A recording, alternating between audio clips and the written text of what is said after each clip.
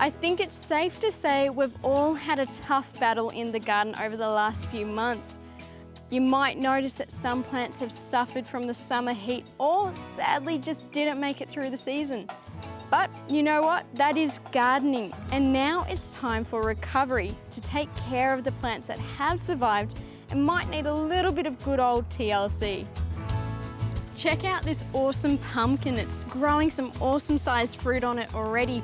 But as you can see, it has suffered a little bit from that summer sun with this discoloration.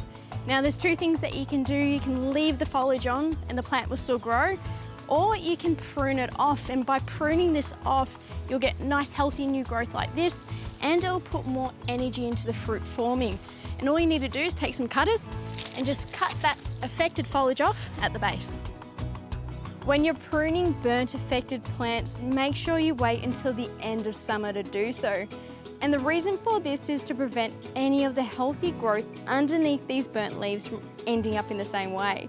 When leaving burnt foliage on a plant in the peak of summer, it will act like an umbrella for the rest of the plant's healthy growth.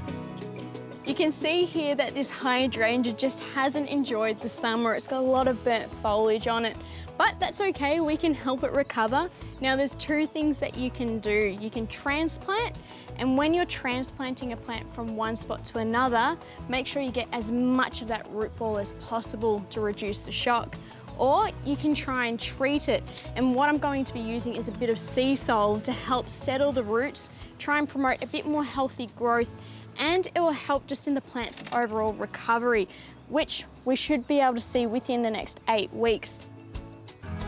To aid in the plant's recovery, apply sea salt once a week for 8 weeks.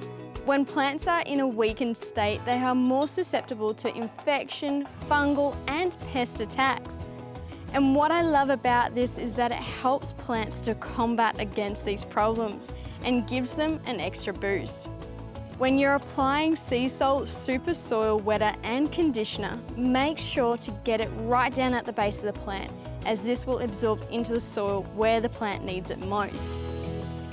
And what this will do is improve water penetration in the soil, retain moisture at the roots, and reduces the soil from drying out as quickly.